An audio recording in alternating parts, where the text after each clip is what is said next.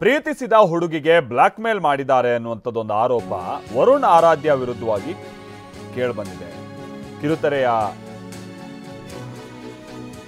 ನಟ ವರುಣ್ ಆರಾಧ್ಯ ವಿರುದ್ಧವಾಗಿ ಆರೋಪ ಕೇಳಿಬಂದಿದೆ. ಐಟಿ ಕಾಯ್ದೆ ಅನ್ವಯ ಕೇಸ್ ಕೂಡ ದಾಖಲಾಗಿದೆ. ಪಶ್ಚಿಮ ವಿಭಾಗ ಸೆಂಟ್ ಠಾಣೆಯಲ್ಲಿ ಕೇಸ್ ದಾಖಲಾಗಿದೆ.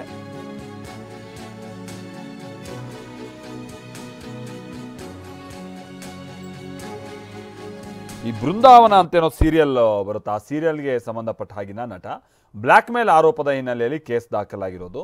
ಈ ಹಿಂದೆ ಪ್ರೀತಿಸಿದಂಥ ಯುವತಿಯ ಜೊತೆಗೆ ಬ್ರೇಕಪ್ ಆಗಿತ್ತಂತೆ. ಈಗ ಬೇರೋರ್ವ ಯುವತಿಯ ಜೊತೆಗೆ ವರುಣ್ ಆರಾಧ್ಯ ಇದ್ದಾರೆ. ಇದು ಅಲ್ಲಿಗೆ ಮುಗಿದೋಯ್ತು ಬಿಡಿ. ಹೀಗಿದ್ರೂ ಕೆಲ ಖಾಸಗಿ ಫೋಟೋಗಳನ್ನು ಇಟ್ಕೊಂಡು ಬ್ಲ್ಯಾಕ್ ಮೇಲ್ ಮಾಡ್ತಾ ಇದ್ದಾರೆ.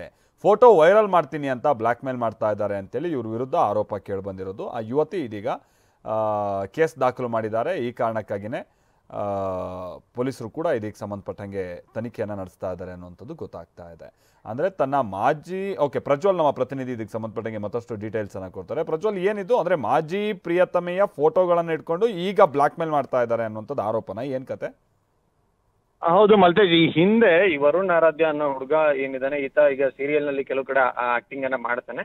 ಈತ ಈ ಹಿಂದೆ ಒಂದು ಯುವತಿ ಜೊತೆ ಪ್ರೀತಿಯನ್ನ ಬೆಳೆಸಿರ್ತಾನೆ. ಇನ್ಸ್ಟಾಗ್ರಾಮ್ ನಲ್ಲಿ ಇವರಿಬ್ರು ಪರಿಚಯ ಆಗಿ ನಂತರದಲ್ಲಿ ಇವರಿಬ್ರು ಸ್ನೇಹ ಪ್ರೀತಿಗೆ ತಿರುಗಿ ಇವರಿಬ್ರು ಅನ್ಯೋನ್ಯವಾಗಿ ಇರ್ತಾರಂತೆ. ಅದಾದ್ಮೇಲೆ ಆ ಸಮಯದಲ್ಲಿ ಆಕೆಗೆ ಗೊತ್ತು ಹಾಗೂ ಗೊತ್ತಿಲ್ಲದಲೇ ಇದ್ದಂತ ಸಂದರ್ಭದಲ್ಲಿ ಈತ ಒಂದಷ್ಟು ಫೋಟೋಗಳನ್ನು ತೆಗೆದುಕೊಂಡಿದ್ದಾನೆ. ಕೆಲವು ಖಾಸಗಿ ಕ್ಷಣದ ಫೋಟೋಗಳು ಸಹಿತ ಇದ್ದಾವೆ ಅಂತ ಹೇಳಿ ಆಕೆ ಆರೋಪವನ್ನ ಮಾಡಿದ್ದಾಳೆ. ಅದಾದ್ಮೇಲೆ ಇವರಿಬ್ಬರ ನಡುವೆ ಬ್ರೇಕಪ್ ಆದ್ಮೇಲೆ ಈತ ಬೇರೊಂದು ಹುಡುಗಿ ಜೊತೆ ಈತ ತನ್ನ ರಿಲೇಶನ್ಶಿಪ್ ಅನ್ನ ನಡ್ಸ್ಕೊಂಡು ಹೋಗ್ತಾನೆ.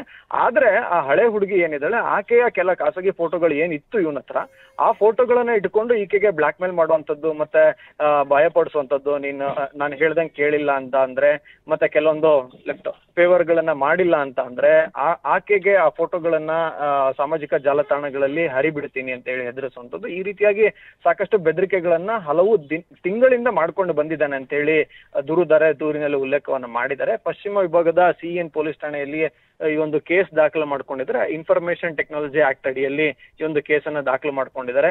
ಸದ್ಯ ಇನ್ನೂ ಆತನನ್ನ ಬಂಧನ ಮಾಡುವಂತ ಕೆಲಸವನ್ನ ಅಧಿಕಾರಿಗಳು ಮಾಡಿಲ್ಲ. ಮತ್ತೆ ಸತ್ಯಾಸತ್ಯತೆಯನ್ನ ಪರಿಶೀಲನೆ ಮಾಡಬೇಕು. ಈ ಒಂದು ಸೆಕ್ಷನ್ ಅಲ್ಲಿ ನೇರವಾಗಿ ಬಂಧನ ಮಾಡೋದಕ್ಕಿಂತ ಮೊದಲನೇದಾಗಿ ಈ ಸಾಕ್ಷಿ ಆಧಾರಗಳನ್ನ ಕಲೆ ಹಾಕ್ಬೇಕು ಅಂತ ಹೇಳಿ ಪೊಲೀಸ್ ಅಧಿಕಾರಿಗಳು ಒಂದಷ್ಟು ಮಾಹಿತಿಗಳನ್ನ ನೀಡ್ತಿದ್ದಾರೆ. ಸದ್ಯಕ್ಕೆ ಕೇಸ್ ದಾಖಲಾಗಿದೆ.